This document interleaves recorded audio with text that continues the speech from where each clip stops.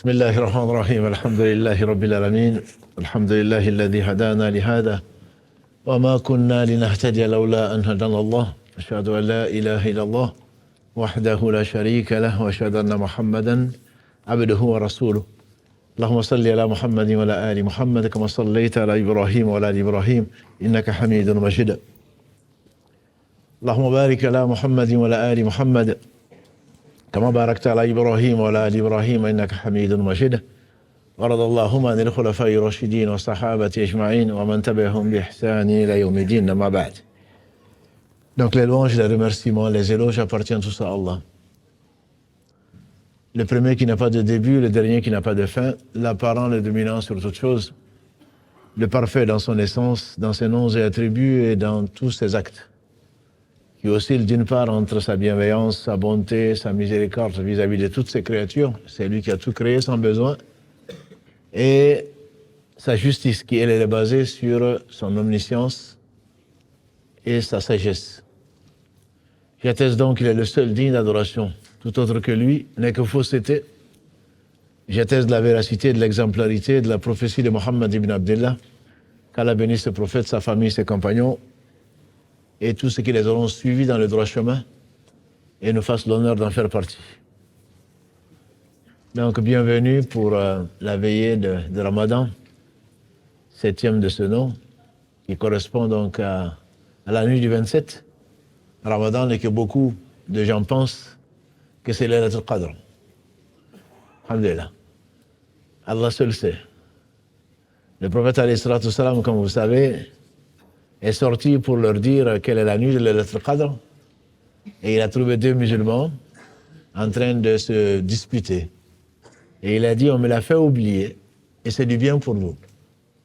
Cherchez-la donc dans les nuits impaires, dans la dernière décade, c'est-à-dire les dernières 10 nuits du Ramadan, et dans toutes les nuits impaires. C'est trop que les nuits impaires chez nous, c'est les nuits paires ailleurs. Donc, alhamdulillah, c'est bien pour nous. C'est que toi, tu te considères comme un père et père chez quelqu'un d'autre, donc mieux vaut chercher toutes les nuits, parce que c'est une nuit qui vaut mieux que 1000 mois. 1000 mois, c'est 83 années. Ce que tu feras, alhamdulillah, te sera compté. L'adoration que tu auras choisi de faire, imagine que tu aies donné 50 € la nuit, ça te comptera, Inch'Allah, comme si tu avais donné pendant 83 ans 50 €. Si tu prends un abonnement, c'est pas de la publicité, mais voilà. Si tu lis un verset du Coran, si tu lis une sourate, si tu fais un sourire à ton frère, si tu arrives à dominer grâce à Allah ta colère, tout ceci te sera compté comme de l'adoration. Et Allah est miséricordieux. Sa miséricorde s'est manifestée, et de tout temps ça se manifeste, elle est infinie. Mais pour les pieux, elle est plus proche. Inna rahmatallahi qaribun min al-muhsinin. La miséricorde d'Allah est plus proche des bienfaisants. Qui parle de nuit du destin, voilà un thème qui a beaucoup occupé les gens et qui continue de les occuper. Il y a une conception qu'il faut avoir du destin qui n'est probablement pas celle des paresseux, des philosophes. Et la preuve, c'est que vous êtes là, tout en sachant que le destin est la chose que Allah subhanahu wa ta'ala, il a créé la plume 50 000 ans avant qu'il n'ait créé les cieux et la terre. Il a dit à la plume, écris. La plume dit, qu'est-ce que j'écris? Allah dit, écris tout ce qui va arriver jusqu'à la fin des temps. Et on aurait pu très bien dire, comme on le fait parfois, par irresponsabilité, c'est le destin. Celui qui est resté chez lui à dormir ou autre chose, il peut dire c'est le destin. Vous avez fait un autre choix, c'est que vous savez que le destin, c'est ce qu'Allah sait, subhanahu wa ta'ala, et il n'impose à personne. Il y a le libre arbitre. Il y a des choses qui t'arrivent et dont tu n'es pas responsable, auquel cas tu n'es pas responsable, tu n'es pas tenu responsable. Mais il nous a créés, comme vous le savez, les djinns avant nous pour nous mettre à l'épreuve et pour l'adorer. Qui est-ce qui va être sincère ou pas? Donc ce soir, j'aimerais bien partager avec vous quelques notions sur le destin. Et celui qui en a parlé, c'est Mohammed sallallahu alayhi wa sallam. On parle de la nuit du destin, On sait que c'est pendant le mois de Ramadan qu'Allah a révélé le Coran. Donc, c'est à cette occasion qu'Allah nous demande de l'adorer. C'est à cette occasion qu'il nous demande de faire le jeûne. C'est à cette occasion également qu'il nous gratifie. Et comme vous le savez, le salaire, pour ceux d'entre vous qui travaillent, je pense qu'il y en a beaucoup. Il y a beaucoup d'autres qui vivent chez papa et maman. Mais ceux d'entre vous qui travaillent, vous savez que le salaire est donné à la fin du mois. Le salaire est donné à la fin du mois. Les communautés avant nous, comme l'a dit le professeur sallam, il a engagé, votre exemple, a-t-il dit, c'est comme l'exemple de celui qui a engagé des employés ou des ouvriers. Vous travaillez jusqu'à la fin de la journée et je vous donne un plein salaire. La communauté juive est venue, elle a travaillé jusqu'à midi. Elle a dit qu'elle était fatiguée. Et Allah lui a donné le plein salaire. Et ensuite, Allah a engagé d'autres, qui également sont des Banu Israël, des Nasara, qui ont travaillé. Allah leur dit, vous travaillez de midi jusqu'au coucher du soleil. Et je vous donne un plein salaire. Ils ont travaillé jusqu'au Asr. Ils ont dit, on est fatigués. Et Allah leur a donné un plein salaire. Ensuite, nous sommes venus. Allah nous dit, vous travaillez du Asr jusqu'au Maghreb, je vous donne un plein salaire. Et nous avons travaillé jusqu'au Maghreb, Allah nous a donné 2 fois la récompense. Et les autres, ils ont dit, c'est pas normal. Ils ont travaillé moins que nous, ils ont la récompense. Allah dit, est-ce que je vous ai injustement traité? Vous avez travaillé la moitié ou même le quart de la journée et je vous ai donné plein salaire. Ça, c'est une faveur que je leur ai accordée et Allah donne la faveur à qui il veut. Et qu'il soit loué et on doit être reconnaissant à ce Seigneur subhanahu wa ta'ala qui nous a envoyé le mois de Ramadan, qui permet à celui qui jeûne avec foi et espoir de la récompense, pas un jeûne médical ou pour accompagner ses copains, ou parce qu'à la maison tout le monde jeûne, mais il a foi en la promesse d'Allah subhanahu wa ta'ala, et il a foi en la récompense d'Allah, celui-là, Allah subhanahu wa ta'ala, lui pardonne tous ses péchés. Il le fait rentrer par la porte Ar-Rayyan du paradis, qui a 8 portes, c'est l'une des 8 portes. Donc ce Seigneur subhanahu wa ta'ala a offert ceci à la communauté du prophète sallallahu alayhi wa sallam, parce qu'il a aimé ce prophète, il en a fait le meilleur des hommes. C'est pour cela qu'aucun d'entre nous ne sera véritablement croyant s'il n'aime pas le prophète sallallahu alayhi wa sallam plus que ses pères et mères, plus que ses propres enfants et plus que lui-même. Donc Allah bénit ce prophète, sa famille et tous ceux qui les ont suivis dans le droit chemin. C'est par lui que Allah nous a guidés. Alors que d'autres avant lui, après l'envoi des prophètes alayhim salatu wassalam, ont dévié de leur chemin. Du chemin que les prophètes ont amené puisqu'ils sont tous musulmans. Et lui, il est le sceau de la prophétie alayhi salatu wassalam. Il nous a parlé du destin. Et il a mis en garde, il s'est même fâché contre les gens qui utilisent une partie du livre contre une autre partie du livre. Et s'il y a le destin et le libre arbitre alors, est-ce que je suis libre? Est-ce que je ne le suis pas? Toujours est-il que Abu Abdurrahman ibn Mas'oud, Abdallah ibn Mas'oud, Kaladagré, c'est l'un des, on dit que c'était peut-être la sixième personne à être entrée dans l'islam. Donc c'est un ancien. Et on dit que c'est lui qui ressemblait le plus au prophète sallallahu alayhi wa sallam d'un point de vue comportement. C'est pour dire. Abdallah ibn Mas'oud, c'était un savant. Il a dit que le prophète sallallahu alayhi wa sallam a dit que la conception de l'un d'entre vous se fait en 40 jours, sous forme de liquide. Là, il s'agit du sperme qui va féconder un ovule pendant 40 jours. Ensuite, ça va devenir une adhérence. Alaqa. Une adhérence, c'est ce que certains ont mal traduit en disant un caillot de sang. Et c'est le nom porté par la première des sourates révélées, sourate Al-Alaq. Iqra bismi rabbika alladhi khalaq, khalaqa al-insana min alaq.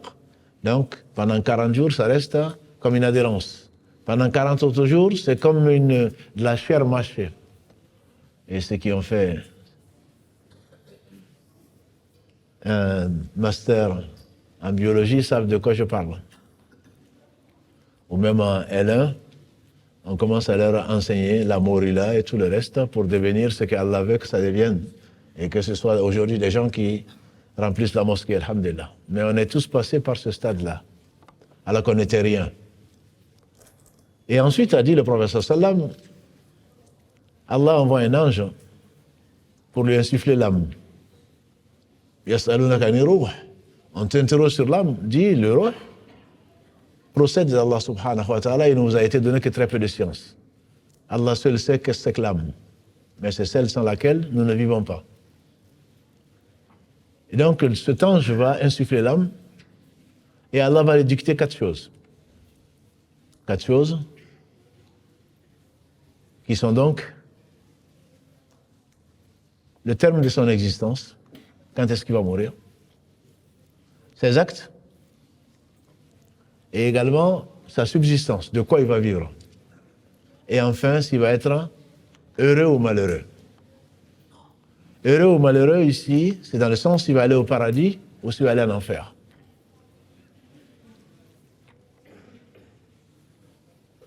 Est-ce que c'est le bruit des sœurs que j'entends comme ça?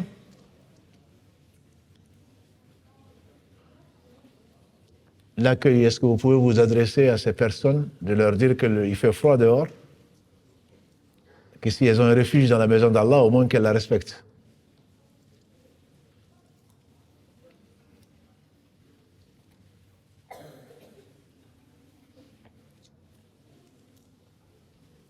Je disais donc que le prophète sallallahu alayhi wa sallam, il a dit que l'ange va dicter 4 choses, dont s'il est malheureux ou heureux. Qu'Allah nous compte parmi les heureux. Parce que le prophète sallallahu alayhi wa sallam a dit, je jure par celui qui détient mon âme, ou je jure par Allah, que l'homme peut faire des actes qui ressemblent aux actes des gens du paradis, jusqu'à ce qui reste entre lui et la mort, que ça, c'est-à-dire très peu, il va réaliser, le destin va se réaliser, il va faire les actes des gens de l'enfer, et il ira en enfer. Et l'homme peut faire des actes qui ressemblent aux actes des gens de l'enfer, jusqu'à ce qui reste entre lui et la mort, que ça, très peu, il va faire des actes des gens du paradis et il ira au paradis. Donc quand on entend ça, les compagnons du prophète sallam lui disent, Ya Rasulallah, si tout est écrit, pourquoi alors œuvrer? Il dit œuvrer parce que Allah va aider les gens, il va faciliter le travail des gens du paradis aux gens qui sont destinés au paradis. Et il va faciliter les œuvres des gens de l'enfer aux gens qui sont destinés à l'enfer. C'est un hadith qui fait très peur. Fait très peur, ça veut dire que l'homme sera jugé sur la dernière de ses œuvres. Si je vous dis ça, c'est parce que c'est pas parce que je suis venu, j'ai jeûné Ramadan, que je vais aller au paradis. C'est pas parce que je suis venu veiller la 27e nuit que je vais au paradis. Si je suis, c'est grâce à Allah subhanahu wa ta'ala. C'est grâce à Allah subhanahu wa ta'ala qui, dans sa miséricorde, nous a permis de faire ce qu'il aime. Et le prophète, alayhi salatu wassalam, s'il le disait, c'est pour nous mettre en garde, pour qu'on ne pense pas qu'on a fait ceci, on mérite le paradis. Il a dit que les œuvres d'aucun d'entre nous ne nous fera rentrer au paradis. On lui dit même toi, il dit même moi, si Allah ne me fait pas miséricorde. Donc il ne faut pas te baser sur ce que tu as fait et penser que tu vas aller au paradis tant que tu n'es pas mort. C'est même Ibn Mas'ud, on lui fait dire, prends comme référence les gens qui sont morts. Parce qu'au moins, on sait sur quoi ils sont morts. Quant aux vivants, ils peuvent changer. Ils peuvent changer. Le prophète, alayhi salatu wassalam, demandait à Allah subhanahu wa ta'ala, c'est que nous demandons souvent, je pense, chacun d'entre nous, Ya muqallib al-qulub, thabit qalbi ala dinik. Ô toi qui renverse les cœurs, raffermis mon cœur sur ta religion. Est-ce que l'homme peut faire des actes qui ressemblent aux actes des gens du paradis et pourtant il va en enfer? Et vice-versa. Les savants, ils ont discuté, notamment l'imam al-Nawawi, qu'Allah lui fasse miséricorde. C'est le 4e hadith des 40, pour ceux qui connaissent ou qui étudient les 40 hadiths de al-Nawawi. Le hadith est rapporté par le Bukhari et Muslim. Les savants discutent pourquoi. Pourquoi l'homme qui va faire des actes des gens du paradis va aller en enfer? Comme on a dit ici, et vous le savez, il faut partir sur la base qu'Allah est juste. Allah n'a besoin de rien. Allah n'a besoin de personne. Pourquoi il va t'envoyer en enfer alors que tu as fait du bien? Grâce à lui. Il t'a fait faire du bien, il va t'envoyer en enfer? Non. Combien de gens ont commencé à prier, ensuite, ils sont morts dans un bar, ils sont morts ailleurs. Combien de gens ont été ce qu'ils ont été, et pourtant, finalement, ils ont fini par mourir dans la mosquée ou vivre leurs derniers instants dans la mosquée. Parce qu'Allah sait et nous, on ne sait pas. Il a créé la mort et la vie pour nous mettre à l'épreuve. Parce qu'il y a beaucoup de prétentieux. Moi, je suis croyant. Moi, je suis pieux. Allah te dit, si tu es pieux, je vais te mettre à l'épreuve. Et c'est pour cela qu'il a créé la mort et la vie. Les savants disent donc qu'en réalité, celui que tu vois et qui fait des actes des gens du paradis, comme les hypocrites parmi nous, ne sont pas sincères. Et Allah sait tout. Pour accepter une œuvre quelconque, il faut 3 conditions. Il faut l'islam, il faut la sincérité, que ce ne soit fait que pour Allah, et il faut que ça suive la sunna du prophète sallallahu alayhi wa sallam. Ça sont 3 conditions, 2 conditions pour un musulman, bien sûr. C'est la sincérité, l'ikhlas, et le mutaba', le fait de suivre Muhammad sallallahu alayhi wa sallam, qui a été envoyé pour être suivi. Et donc celui que l'on voit faire des actes des gens du paradis, c'est-à-dire les gens qui prient, qui jeûnent, qui sont droits, en réalité il le fait pour autre que Allah. Et Allah le sait. C'est nous qui sommes ignorants, et si on savait qu'on était ignorants, au moins on se tairait. C'était le thème d'hier soir. L'homme est vraiment ignorant et très injuste. Quand tu vois les gens, tu les juges. Celui-là, il est bien. Celui-là est ceci. Et mieux vaut dire, je ne connais de lui que du bien. Si Allah, dans sa miséricorde, n'avait pas mis cette grande couverture sur nous, de voiler nos péchés et nos actes, personne ne pourrait se supporter. Un ancien disait que si les péchés avaient une odeur, on ne se serait pas supporté. La mosquée est pleine pratiquement, mais les péchés que l'on a faits, et même ce que l'on pense les uns des autres, quand on est là aujourd'hui, ou à ce moment précis, mieux vaut que ton voisin ne sache pas ce qu'il pense de toi, ou ce que tu penses de lui plutôt. Ça, c'est Allah, dans sa miséricorde, qui l'a voulu. Et les 3 premiers combustibles de l'enfer, j'insiste dessus, le prophète alayhi salatu wa salam, il a dit les 3 premiers combustibles de l'enfer, qu'Allah nous en préserve, ce seront quelqu'un qui connaît le Coran par cœur, quelqu'un qui a donné sa vie dans le djihad, et quelqu'un qui a dépassé matin, midi et soir pour construire ce qu'Allah aime, des mosquées, des médersas, de ce qu'Allah aime. Au premier, on dira, qu'est-ce que tu as fait de ta vie?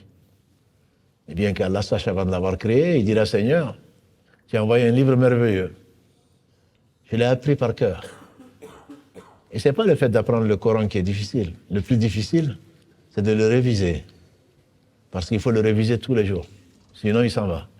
Il s'en va plus vite qu'un cheval qui n'est pas entravé. Et je le récitais matin et soir.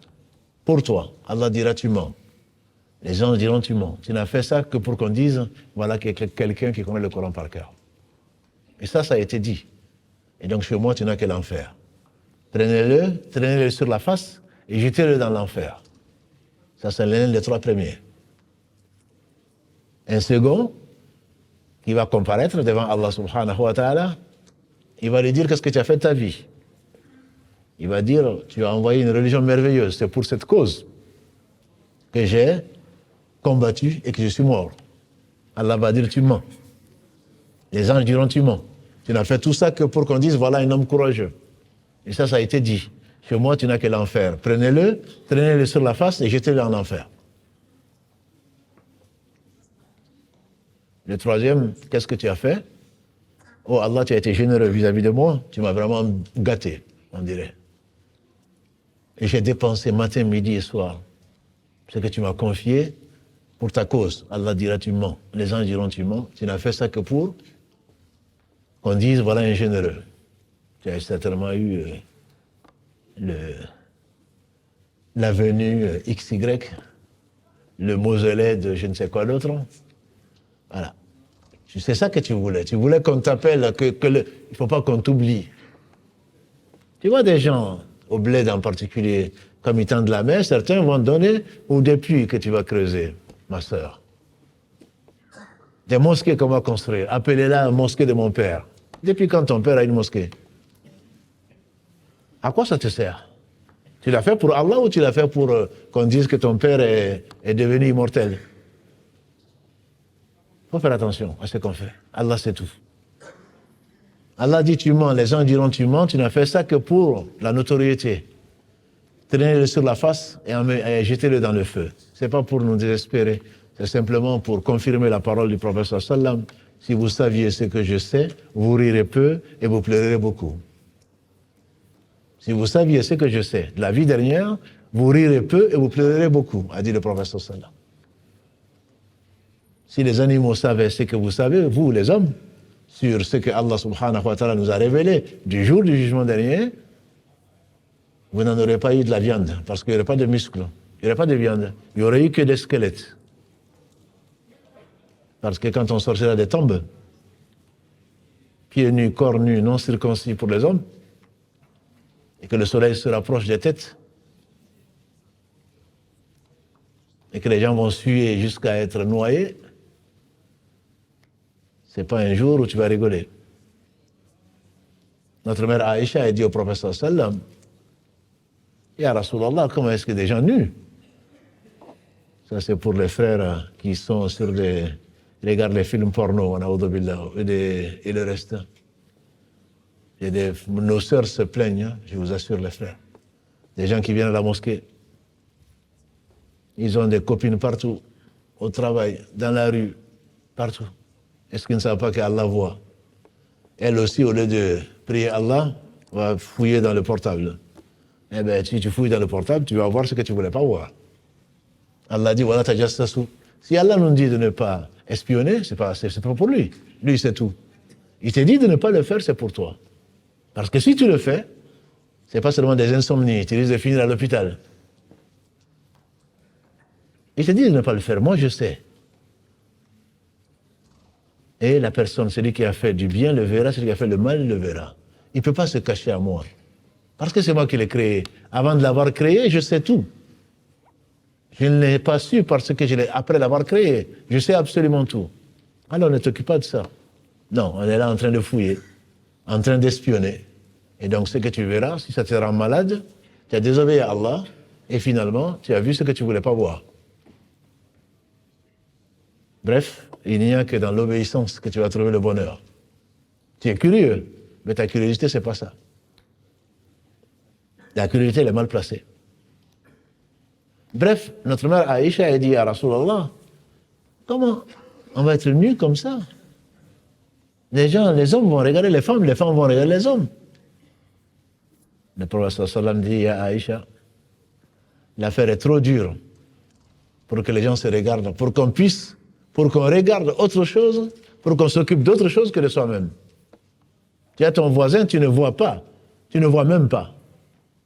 Tu ne penses qu'à toi-même jusqu'à ce que tu traverses le pont. Tu ne penses qu'à toi-même. Si aujourd'hui tu t'occupes, est-ce qu'il a mangé, et qu'est-ce qu'il dit, et regarde comment il s'habille, et comment il regarde, il fait le beau, qui t'a posé la question? Occupe-toi de toi-même. Si le prophète sallam a été envoyé ici, nous a révélé ce qu'Allah lui a révélé, c'est pour nous mettre en garde. Si le Coran a été révélé, c'est pour nous mettre en garde. C'est pour qu'on se prépare au jour de la rencontre.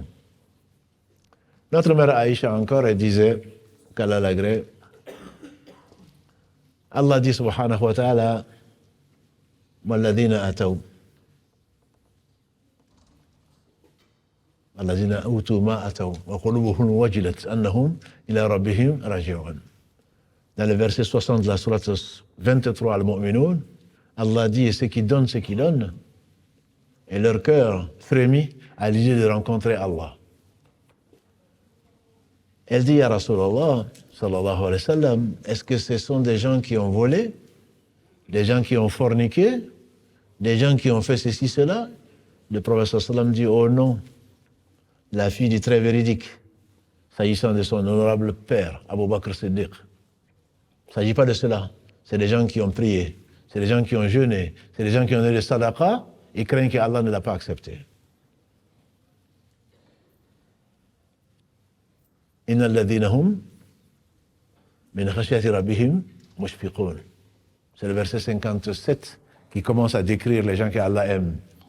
Allah dit des gens dont la crainte d'Allah subhanahu wa ta'ala les préoccupe. Ça, ce sont les croyants. Personne n'a craint Allah subhanahu sa rencontre sans être rassuré par lui. Personne ne s'est pas occupé de sa crainte sans avoir une frayeur au jour du jugement dernier. Allah commence par cela. Inna alladhina hum min khashyati rabbihim mushfiqun. Ceux qui, de la crainte de leur Seigneur, sont préoccupés. Khashya en arabe, c'est différent de khawf, disent les savants. Les Arabes ici comprennent ce que je veux dire peut-être, ou pas. Khashya, c'est une crainte qui est basée sur la connaissance. Khawf, c'est que tu as peur. Tu as peur que ton père te punisse, tu as peur, il y a un gros bruit, tu as peur qu'il est arrivé quelque chose. Ça, c'est la peur. C'est spontané, entre guillemets. C'est spontané, quoi. Tu sais pas. C'est par ignorance que tu as peur. Alors que la khashya, c'est ce que nourrit le cœur. Au fond du cœur, tu ne sais pas qu'est-ce que je vais faire devant Allah. Qu'est-ce que Allah va me dire. Omar ibn Khattab, l'un des meilleurs de cette communauté, qu'Allah le bénisse, il est au paradis. N'en déplaise à ses ennemis, il est au paradis. Le prophète sallallahu alayhi wa sallam a dit, Omar est Abu Bakr au paradis, Omar est au paradis, Othman est au paradis, Ali est au paradis, jusqu'à ces 10 qu'il a cités. Qu'Allah les bénisse.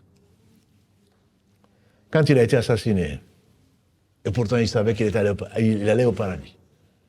Quand il a été assassiné, et que quand on lui donnait du lait à boire, ça sortait par ses entrailles, on avait compris que sa fin était proche. Abdallah ibn Abbas, radiallahu anhuma, le cousin du prophète sallam et ce savant de la communauté, est venu le voir en disant, oh Amir al-Mu'minin, réjouis-toi. Réjouis-toi, tu as été avec le prophète sallam pendant des années et il est mort alors qu'il était satisfait de toi. Et tu as accompagné Abu Bakr. Quand il est mort, il était satisfait de toi. Et tu as régné, entre guillemets, Allah lui a confié le pouvoir sur les musulmans pendant 10 ans. Et les musulmans ont été satisfaits de toi. Et réjouis-toi. Il a demandé à ce qu'on l'aide. Et qu'est-ce qu'il lui a dit? Moi, à sa place, j'ai dit, ben ça va. Mais à quel moment tu viens, là? Entre moi et le paradis, c'est fini. Il a dit, si j'ai accompagné le prophète sallallahu alayhi wa sallam, si je l'ai accompagné et qu'il est mort satisfait de moi, ça c'est une faveur d'Allah sur moi. Ce n'est pas une faveur de moi sur Allah. Et si j'ai accompagné Abu Bakr, qu'il est mort satisfait de moi, ça c'est une faveur d'Allah sur moi. Et si je suis resté avec les musulmans, responsable des musulmans, pendant 10 ans, et qu'ils ont été satisfaits de moi, ça c'est une faveur d'Allah sur moi. Oh Omar, que ta mère te perde, si Allah ne t'a pas pardonné. Ça, ce sont des gens à qui le paradis a été assuré. Par qui? Par Allah subhanahu wa ta'ala, au travers de la bonne nouvelle que Allah a. Moi, on me dit que je suis au paradis, je vous assure que ce n'est pas à 3h du matin que vous allez me voir ici. Ça, c'est sûr. Et je pense que je ne suis pas le seul non plus. Alhamdulillah qui ne m'a pas dit. Sinon, on se trouvera au paradis là-bas. Pas ici, non. Non, subhanallah. Il l'a dit pour les encourager, pour les remercier, pour ce qu'ils ont fait. Pourtant, c'est lui qui leur a permis de le faire. Abu Bakr Siddiq, le meilleur des compagnons du prophète sallam, n'en déplaise aux ennemis d'Allah ennemis d'eux-mêmes. Il a rencontré un jour meilleur qu'aujourd'hui Hanzala, et vous connaissez qui est Hanzala. Allah lui a accordé le martyr, Hanzala. Il a rencontré Hanzala, il dit Hanzala, comment tu vas? Où tu vas? Pourtant, il n'était pas bavard. Hein? Où tu vas? Il dit, je vais voir le prophète sallam parce que Hanzala est devenu un hypocrite. Il a dit, comment? Hanzala est un hypocrite. Pourquoi? Il dit, parce que quand je suis avec le prophète sallallahu alayhi wa sallam, ma foi, elle est comme ça.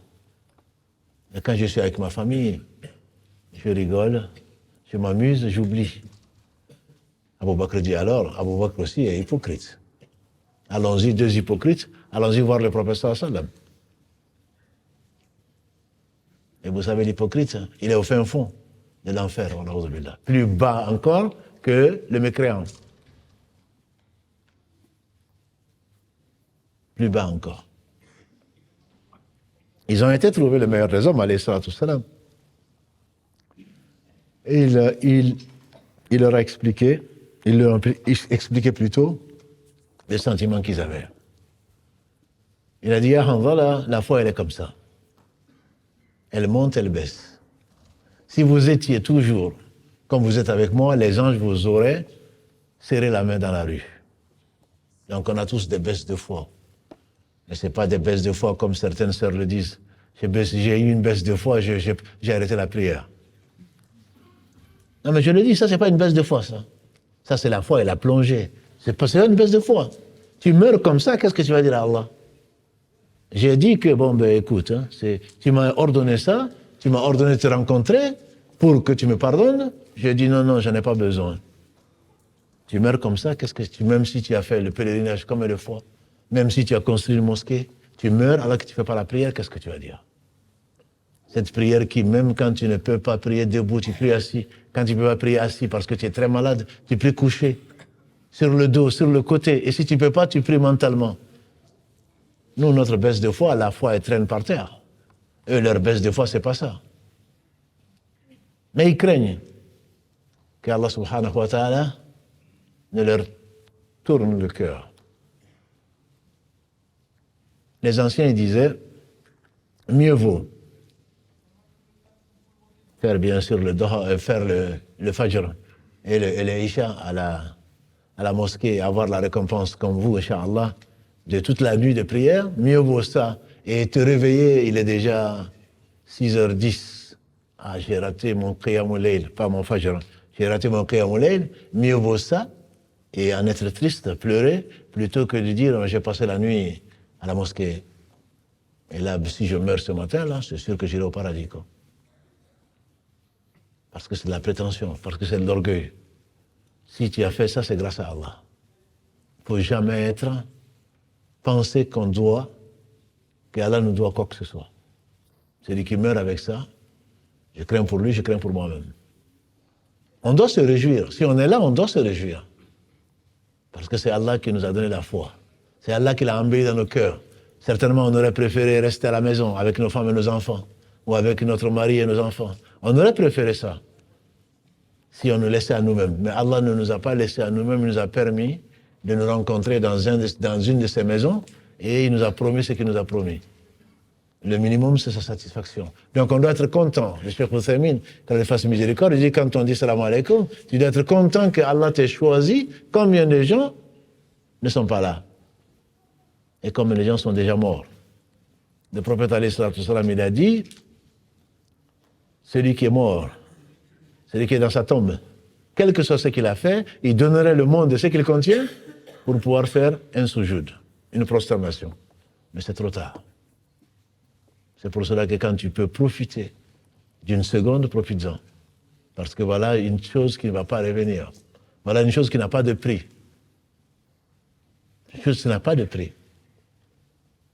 Et comme vous le savez, Omar ibn Khattab, quand il a agré, il craignait l'hypocrisie. Il craignait d'être hypocrite. Et je vous ai dit, verset 145 de la sourate 4, les hypocrites seront au fin fond de l'enfer. Il craignait l'hypocrisie. Pourtant, Allah y avait assuré le paradis. Il a été jusqu'à voir notre mère Salama, à qui le prophète sallam, et Hudayfa ibn Yaman également, à qui le prophète sallam avait citer les noms des hypocrites de Médine. Il dit par Allah, je t'en supplie. Est-ce qu'il a cité mon nom? Est-ce qu'il a cité mon nom parmi les hypocrites? Et on lui répond non. Mais je n'en dirai pas, je n'en dirai plus, ou je n'en dirai pas des autres. Parce qu'on dit que seul un hypocrite pense qu'il n'est pas hypocrite. Et seul le croyant craint d'être hypocrite. Jusqu'au terme de ta vie, tu ne sais pas comment tu vas mourir. Si tu es sincère, grâce à Allah, très certainement tu es sauvé. Et si ce n'est pas le cas, ce n'est pas le cas. C'est pour cela que le musulman, le croyant, vit toujours entre l'espoir et la crainte. Les savants disent que la crainte doit l'emporter tant que tu es bien portant. Tant que tu es en bonne santé, tu es vivant, tu es jeune, la crainte doit l'emporter. On dit que quand tu vas rencontrer l'ange de la mort, c'est la plus grande tentation de la vie. Un jour, l'imam Ahmad, il était malade, comme tout le monde. Et on dit, les gens ont tendance à dire, il faut lui faire la shahada.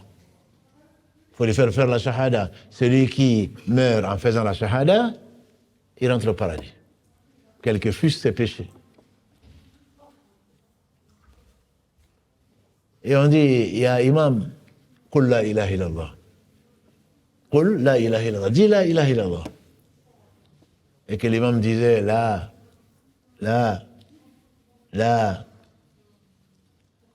Et les gens se sont mis à pleurer. L'imam n'arrive pas à dire la ilaha illallah.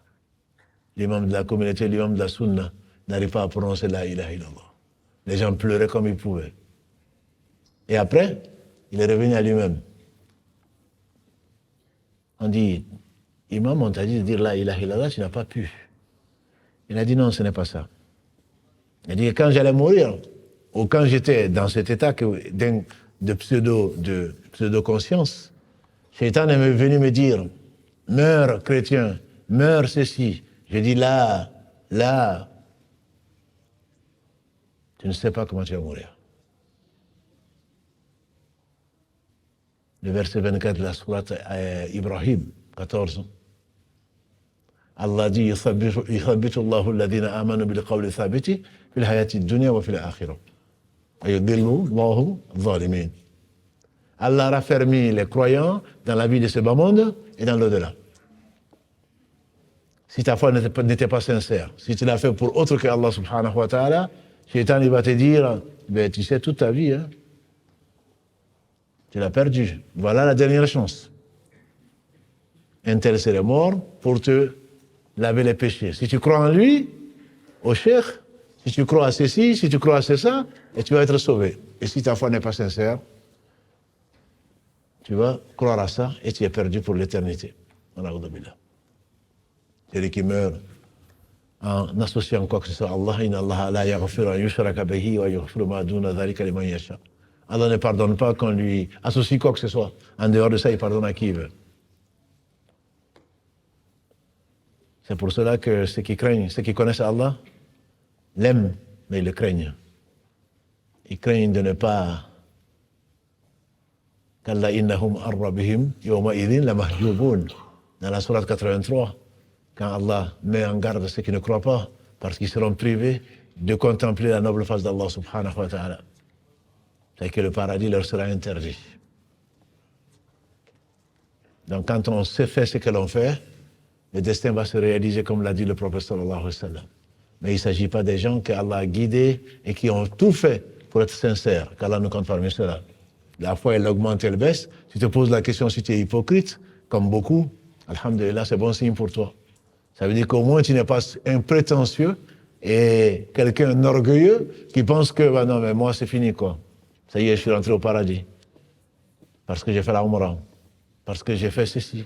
Parce que j'ai donné cela à la mosquée. Non. Allah se passe de toi comme il se passe de tout.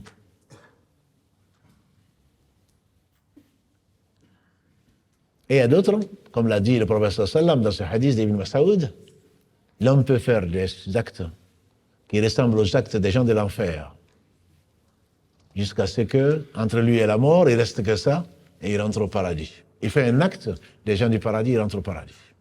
On pense à qui? Hier, les imams ont lu le verset 126 de la sourate A'raf. Non, c'est pas hier. Ils ont lu le verset 126 de la sourate A'raf, il n'y a pas si longtemps que ça, où les sorciers de Pharaon se sont prosternés et se sont soumis à Allah subhanahu wa ta'ala. Et pourtant, ils ont fait l'une des pires choses, malheureusement courantes dans la communauté. La sorcellerie, on a aujourd'hui là. Un sorcier est un mécréant. Il ne sortira pas de l'enfer s'il meurt dans cela. Pour détruire la vie des gens. C'était dans le destin, certes. Mais celui qui passait, le prophète sallam a été ensorcelé.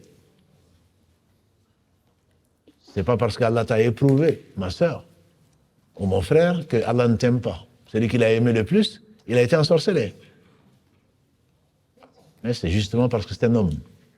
Allah voulait nous enseigner ce qu'il veut nous enseigner. Certainement, tu ne vas pas souffrir de quoi que ce soit sans qu'Allah subhanahu wa ta'ala ne t'enlève des péchés ou ne t'élève en degré. Des sorciers qui ont fait ce qu'ils ont fait, qui ont mérité l'enfer, sinon que, quand ils ont vu la vérité, ils se sont prosternés.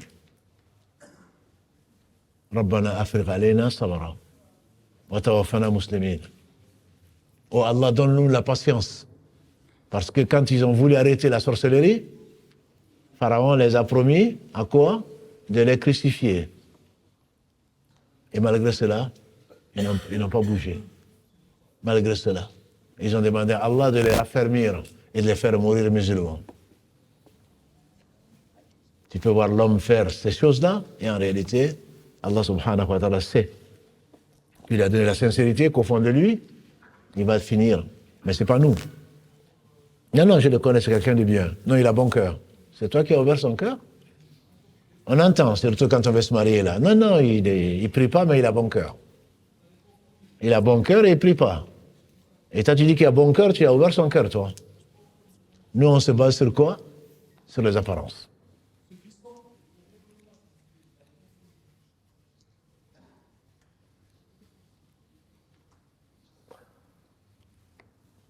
Ce Seigneur subhanahu wa ta'ala sait tout et il donne la possibilité à ces gens de mourir comme celui qui a tué 100 personnes, on en a parlé encore hier, et néanmoins, il a été pris. La foi est montée, Allah lui a donné la foi et il a fini par partir de là où il est, par abandonner donc ses mauvaises habitudes pour aller finalement quelque part, et avant d'y arriver, il est mort. Et Allah, l'histoire est belle et elle est longue, finalement Allah a dit aux anges du paradis de le faire entrer au paradis. Donc cet espoir existe, quel que soit.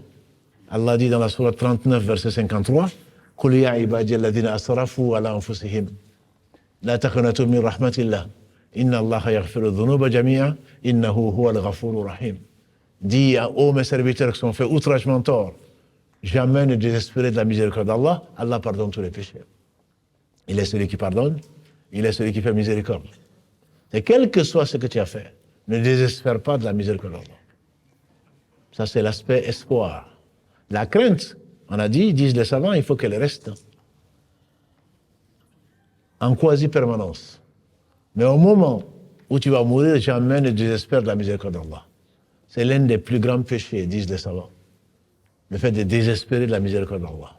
Allah pardonne tous les péchés. Allah te tend la main, comme l'a dit le prophète sallam, le soir pour le pécheur du jour, et le jour pour le pécheur du soir, jusqu'à ce que le soleil se lève de l'Occident, ou jusqu'à ce que l'âme atteigne le gosier. Ça veut dire que, quel que soit ce que tu as fait, tu n'as pas tué, je l'espère. Tu as été incarcéré pour avoir volé, pour avoir fait ceci, cela, tu peux revenir vers Allah repentant. Tu peux revenir vers Allah repentant. Ah oui, maintenant on te voit à la mosquée, mais on savait ce que tu faisais. Et alors? Ce n'est pas quelqu'un qui prend la route vers Allah subhanahu wa ta'ala, il va lui pardonner. S'il est vraiment sincère. C'est pour cela que le repentir n'est pas ce que nous disons. C'est arrêter le péché, certes, c'est regretter, c'est décider de ne plus jamais le refaire et de prendre la route. Tu vas peut-être pas y arriver, mais Allah va te faire arriver. Faut jamais désespérer, quel que soit. Allah dit subhanahu wa ta'ala dans le hadith Qudsi rapporté par l'imam al-Tirmidhi, le prophète sallam nous rapporte de son Seigneur au fils d'Adam. Même si tu remplis l'espace entre le ciel et la terre de péché, que tu me rencontres sans rien m'associer, je t'apporterai autant de pardon pour te pardonner. Connaître Allah, certainement, ce n'est jamais désespérer, quel que soit ce que tu as fait, mais avant qu'il ne soit trop tard. Avant qu'il ne soit trop tard. Allah pardonne tous les péchés. Un jeune homme qui était au seuil de la mort, le prophète sallam l'a visité. Il dit, comment tu te sens? Il dit, je me sens comme quelqu'un qui est chargé de péché, mais je ne désespère pas de la miséricorde d'Allah. Il a dit, personne ne réunit ces deux sentiments sans que Allah ne lui pardonne, ne le mette à l'abri de ce qu'il craint et ne lui accorde ce qu'il espère. La foi, disait Ibn Qayyim, c'est comme un oiseau qui a un cœur et qui a deux ailes. Le cœur de la foi, c'est l'amour. Pourquoi nos enfants nous aiment? Plutôt, ils aiment leur mère, plutôt. Parce que chaque fois que l'enfant vient, qu'il a besoin de quoi que ce soit, il court vers sa mère qui lui donne, à tort ou à raison. L'amour vient de la reconnaissance et du remerciement. Naturellement, le cœur aime celui qui lui fait du bien, naturellement. Et Allah dit dans la sourate 16,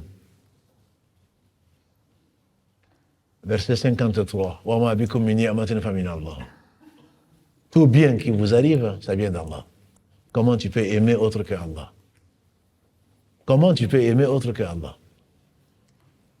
Tout autre que Allah ne peut être aimé que pour Allah. C'est ce que nous disent les savants. Allah seul doit être aimé pour lui-même. Parce que tu dois être reconnaissant. Tout ce que tu as, tout ce que tout le monde a, c'est grâce à Allah. À partir de ce moment, si tu n'aimes pas Allah, c'est qu'il y a un problème. C'est qu'il y a un problème. Ça, c'est le cœur de l'adoration, c'est le cœur de la foi. Beaucoup d'entre nous sont administratifs, très administratifs. Je prie, je jeûne, voilà. Aucun amour. Ni pour Allah, ni pour ses créatures. Ils ont le cœur encore plus dur qu'une pierre. Celui qui n'aime pas Allah, celui qui n'aime pas les créatures d'Allah, c'est mauvais signe pour la personne. Cet oiseau a deux ailes.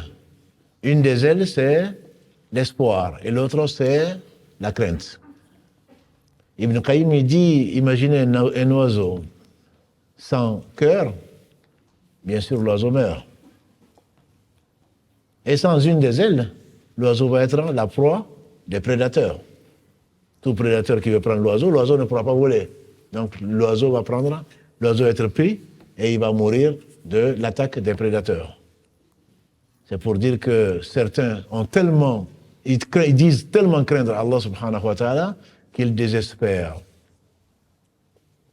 Et d'autres, ils ont tellement d'espoir, ça c'est nous, ça. Inna Allah ghafur rahim. Tu mens, tu voles, tu triches, tu fais tout ce qu'il ne faut pas faire. Qu'est-ce que tu retiens? Allah, il est le miséricordieux, il pardonne tous les péchés. Oui, il est aussi shadid al-iqab. Il est dur de châtiment. Allah dit qu'il est juste, et on n'a pas douté, et qu'il a interdit l'injustice. Toi, tu es injuste vis-à-vis de toi-même, mais vis-à-vis de tout autre. Tu es injuste. Et tu penses que Allah, il va te pardonner comme ça. Ce jour, celui qui a fait le bien du poids d'un atome le verra, celui qui a fait le mal du poids d'un atome le verra. Qui est l'insolvable a demandé le prophète sallam, vous savez plutôt qui est insolvable? Al-Muflis. Ils disent oui, c'est celui qui n'a rien. Il n'a pas d'argent et il n'a pas de biens matériels. Il a dit non. L'insolvable de ma communauté, c'est celui qui viendra avec beaucoup de prières, beaucoup de jeûnes, beaucoup de bonnes actions. Il a frappé un tel, insulte tel autre, prie le bien de tel autre. Les gens vont se plaindre de lui. Sa femme, les voisins, musulmans, non musulmans. Et alors à ce moment-là, ce jour du jugement dernier, Allah va prendre ses prières qu'il a acceptées donc, son jeûne qu'il a accepté, ses sadaqat qu'il a accepté. Allah va les prendre, il va les donner aux gens qui ont été injustement traités. Donc si tu as un bon comportement, c'est pour toi-même. Ce n'est pas pour faire plaisir aux autres, c'est pour toi-même. Parce que ce jour-là, tu seras sauvé. Ceux qui seront les plus proches du prophète sallallahu alayhi wa sallam au jour du jugement dernier, ce sont ceux qui ont la foi et qui ont le meilleur comportement. Et si ton comportement est mauvais, on va prendre de ce que tu as pu jeûner, ce que tu as prié, ton hajj, ta umrah et tout le reste, ce que tu as donné ce soir et ce que tu vas donner, et on va le donner aux autres. Et s'il n'y en a plus, Allah va dire de prendre les péchés des gens qui ont été injustement traités et ils vont te le mettre dessus, tu tombes en enfer.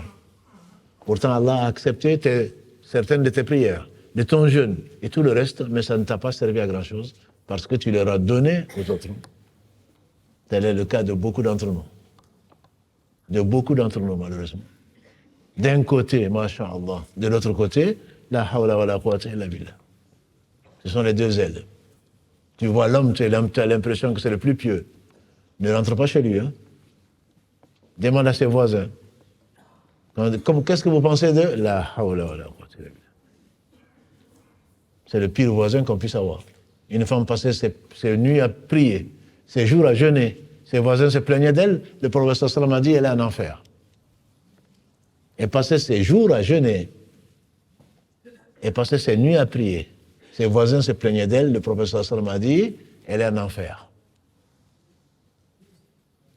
Une femme qui était dans un désert, elle était prostituée. Prostituée qu'elle était, elle s'est retrouvée dans le désert, Allah l'a éprouvée, comme il éprouve tout un chacun.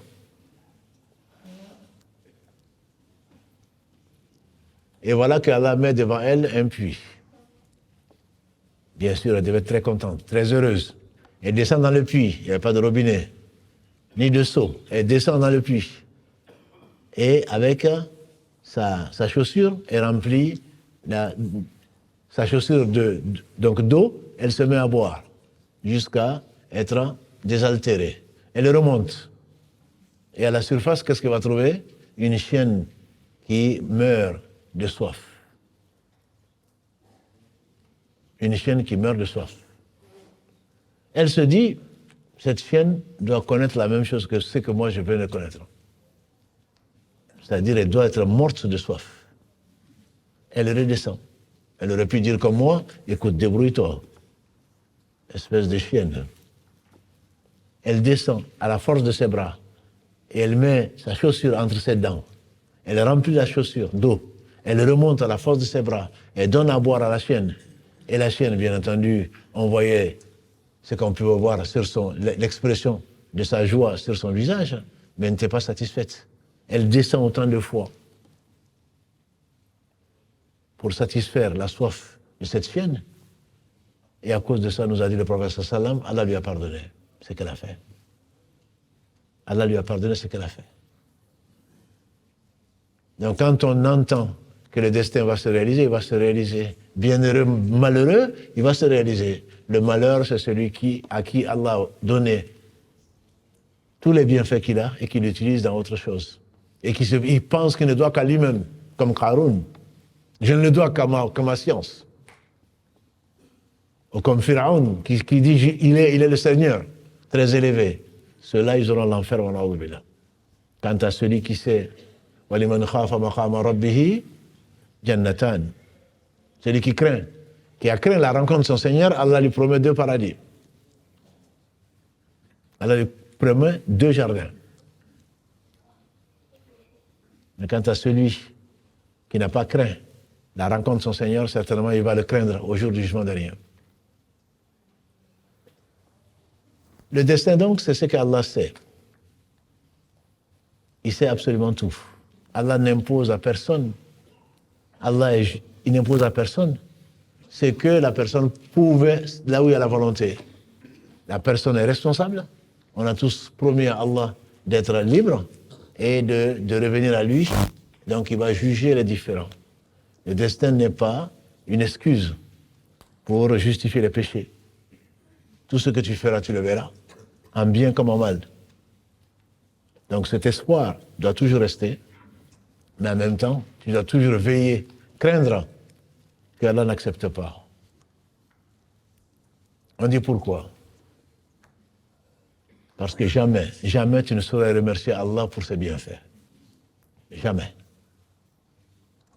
C'est quand tu es malade que tu te rends compte que Allah t'a vraiment favorisé parce que pendant combien de temps tu n'étais pas malade, tu étais en bonne santé.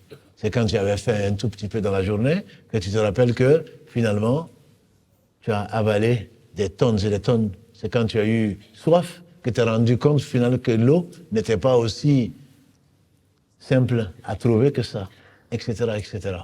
C'est quand tu es privé d'une chose que tu te rends compte de son importance. C'est la raison pour laquelle on ne saurait jamais remercier Allah subhanahu wa ta'ala comme il se doit. Et il faut toujours l'invoquer.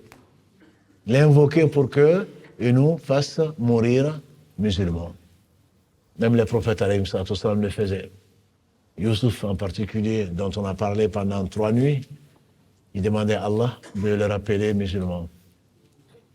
Et pourtant, c'est l'un des meilleurs hommes que la terre a porté en tant que prophète, fils de prophète, petit-fils de prophète, arrière-petit-fils de l'aimé d'Allah subhanahu wa ta'ala, je vais nommer Ibrahim alayhi salam. Donc l'humilité et tout ce que tu fais, grâce à Allah, c'est pour ton bien. Et tout ce qui fait contre toi-même, c'est malgré, n'invoque pas le destin en disant, c'est le destin. Le destin, c'est ce qui t'est imposé par la circonstance. Allah sait, le destin se réalise, mais c'est toi qui œuvres dans cela. Et si Allah t'a destiné et que l'ange a écrit, si tu vas être malheureux ou heureux, c'est là par rapport à la science d'Allah subhanahu wa ta'ala. Il est tout puissant, bien entendu, il n'arrive que ce qu'il veut. Mais Allah sait, Allah n'est pas injuste. Si tu as laissé t'égarer, c'est qu'il t'a guidé. Personne ne viendra au jour du jugement dernier en disant « je n'ai pas été guidé ». Donc ce jeûne que Allah nous a imposé, je dis bien imposé, c'est pour notre bien. C'est pour qu'on se rappelle qu'il est, subhanahu wa ta'ala, miséricordieux. Les anciens, ils étaient tristes quand le ramadan partait, parce que voilà l'occasion qu'Allah leur a donnée pour atteindre la piété. Nous, on est pressés que le ramadan parte pour repartir dans la vie comme si de rien n'était. Si ce ramadan, après ce ramadan, dans quelques jours, une semaine, si tu reviens à tes mauvaises habitudes, c'est que il faut revenir implorer le pardon d'Allah subhanahu wa ta'ala parce que tu n'as pas profité du ramadan. L'islam, walillahi alhamd, n'est pas une course de vitesse, c'est une course de fond.